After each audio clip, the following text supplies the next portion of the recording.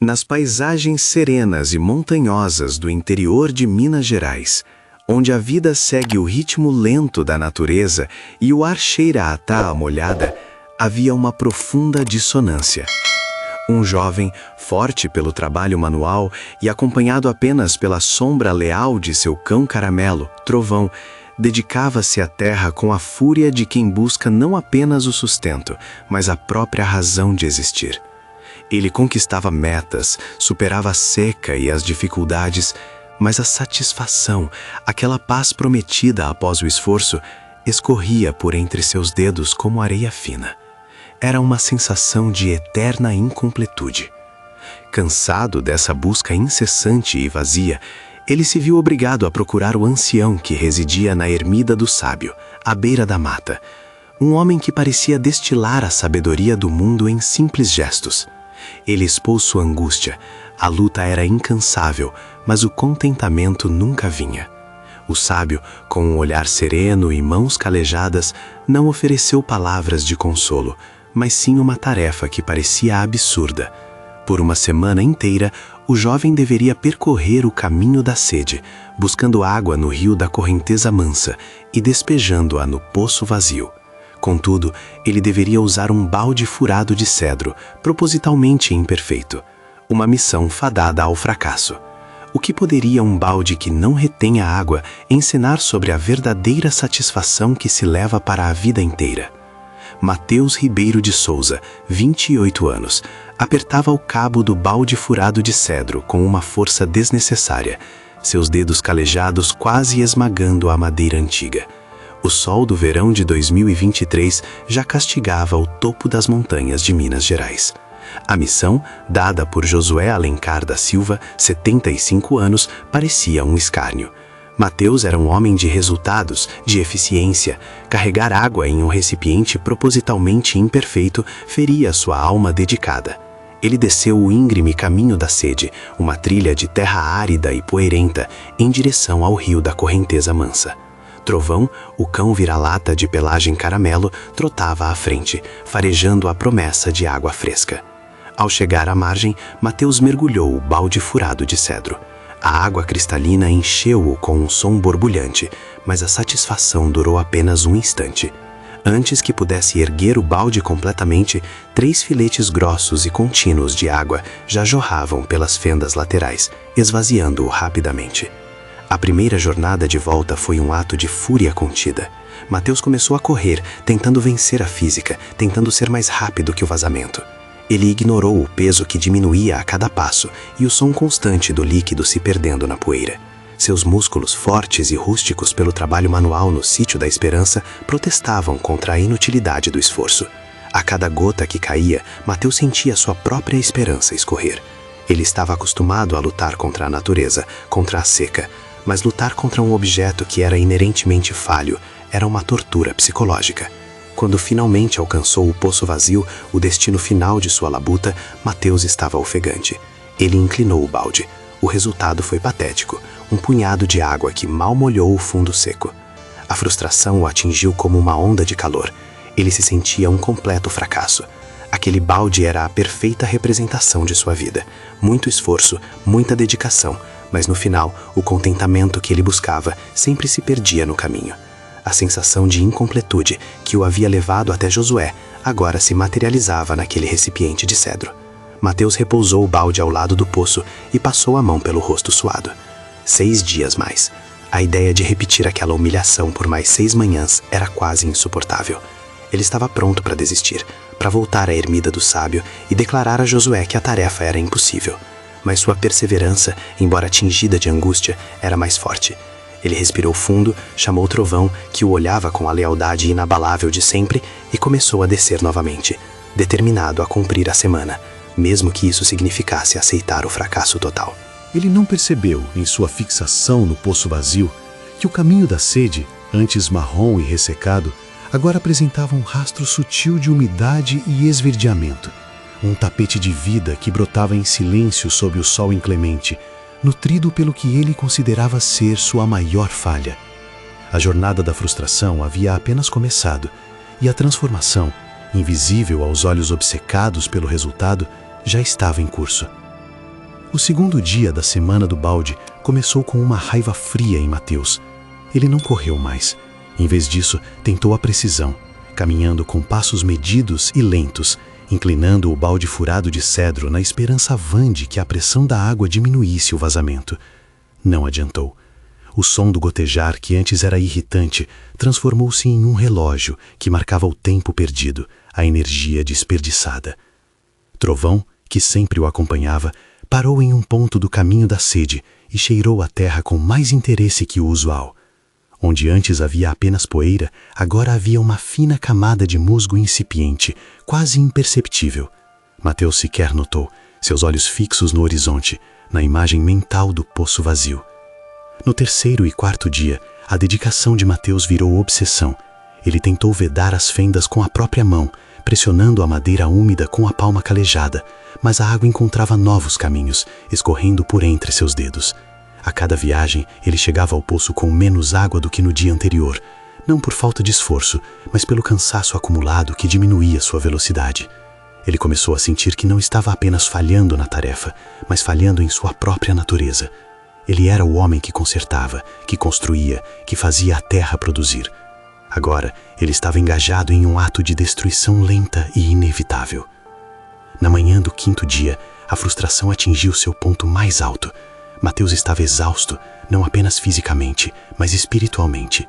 Ele mergulhou o balde no rio da correnteza mansa, e ao invés de começar a subida, ele o jogou no chão, a água espirrando para todo lado.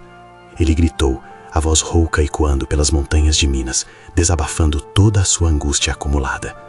Trovão recuou um passo, confuso com a explosão de seu companheiro. Mateus se recompôs e pegou o balde novamente, sentindo a textura áspera do cedro furado. Ele percebeu com um choque repentino que a madeira, de tanto ser molhada e carregada, estava ficando mais leve, mais suave ao toque. Mas isso não importava. O que importava era o resultado.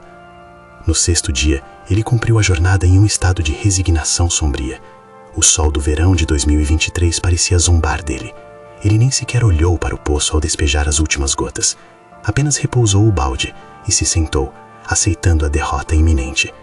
Ele estava pronto para a repreensão de Josué, pronto para ouvir que sua falta de habilidade em vedar os buracos era a prova de sua insatisfação crônica. Mas enquanto descansava, Mateus finalmente percebeu algo diferente. O ar ao seu redor estava mais fresco.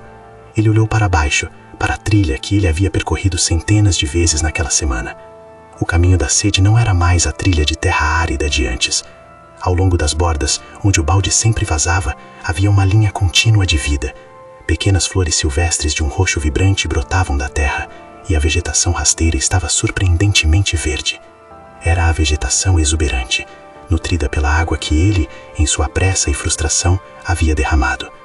Ele estava tão focado no poço vazio que não tinha visto o jardim que ele próprio havia cultivado com suas falhas. A jornada da frustração estava no fim, e a chave para a lição, embora ainda não compreendida, estava literalmente florescendo sob seus pés. Ele se levantou, a mente fervilhando de confusão e uma nova, tênue esperança. O encontro final com Josué estava marcado para a manhã seguinte, e Mateus sabia que, mesmo com o poço vazio, algo fundamental havia mudado. Mateus Ribeiro de Souza chegou à ermida do sábio na manhã do sétimo dia. O balde furado de cedro, que antes parecia um peso de frustração, agora jazia em suas mãos com uma leveza estranha. Trovão caminhava ao seu lado, mais calmo que o dono. Josué Alencar da Silva o esperava à frente da cabana rústica, sentado em um toco de madeira, o olhar sereno e penetrante fixo no jovem. Mateus pousou o balde. O poço vazio estava ali, testemunha silenciosa de sua incapacidade de reter a água. Eu tentei, seu Josué. Tentei de todas as formas, mas o poço está quase seco. Eu falhei na tarefa que me deu, disse Mateus, a voz carregada de uma honestidade dolorosa. Josué não olhou para o poço, nem para o balde. Seus olhos, que pareciam carregar a sabedoria das montanhas, fixaram-se em Mateus. A falha, meu filho, reside apenas naquilo que você se recusou a ver. Venha comigo. O ancião se levantou, apoiando-se em sua bengala, e começou a caminhar lentamente, não em direção ao poço, mas voltando pela trilha que Mateus havia percorrido centenas de vezes. Mateus e Trovão o seguiram.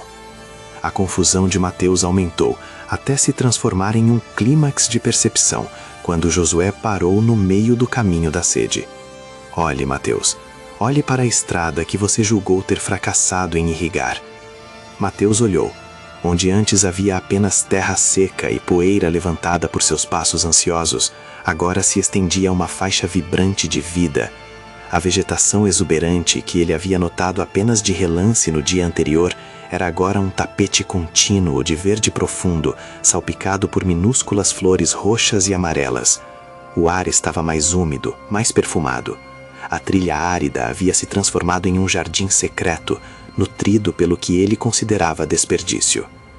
Você estava tão focado em vedar os buracos do balde, tão obcecado em alcançar a perfeição do resultado final, o poço vazio, que não viu a beleza que suas imperfeições estavam criando no processo. O balde estava furado, sim, mas a água que vazava não se perdia, ela nutria a vida ao longo do caminho. Josué tocou uma das flores rasteiras com a ponta do dedo calejado. A vida, Mateus, é o balde furado. Estamos cheios de imperfeições, de vazamentos de tempo, de energia, de falhas que nos fazem sentir incompletos. Você buscava a satisfação em um poço cheio, na ausência de falhas. Mas a verdadeira paz interior não está em vedar o balde e acumular a perfeição. Está em aceitar que o vazamento, a sua jornada imperfeita, é o que permite que a beleza e o crescimento floresçam ao seu redor. A satisfação não é o destino final, mas o jardim que você cria enquanto caminha. As palavras de Josué atingiram Mateus com a força de uma revelação. Ele não havia falhado, ele havia, sem saber, cumprido um propósito muito maior do que o de encher um poço. Suas lutas, sua frustração, seu esforço diário, mesmo que resultassem em perdas, os vazamentos, haviam gerado vida e beleza. A insatisfação que o consumia era a prova de que ele estava olhando para o lugar errado, buscando a plenitude no resultado e não na jornada. Mateus sentiu a angústia que carregava há anos se dissolver. A chave para a paz não era a perfeição, mas a aceitação grata da imperfeição.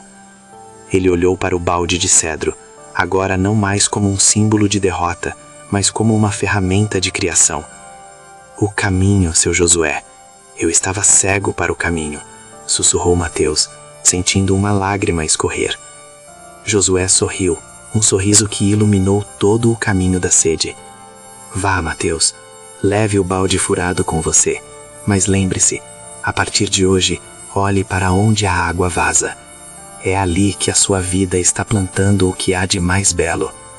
Mateus acenou com a cabeça.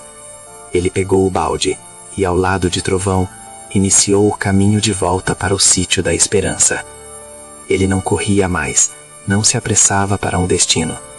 Ele caminhava devagar, observando a vegetação exuberante que ele mesmo havia cultivado.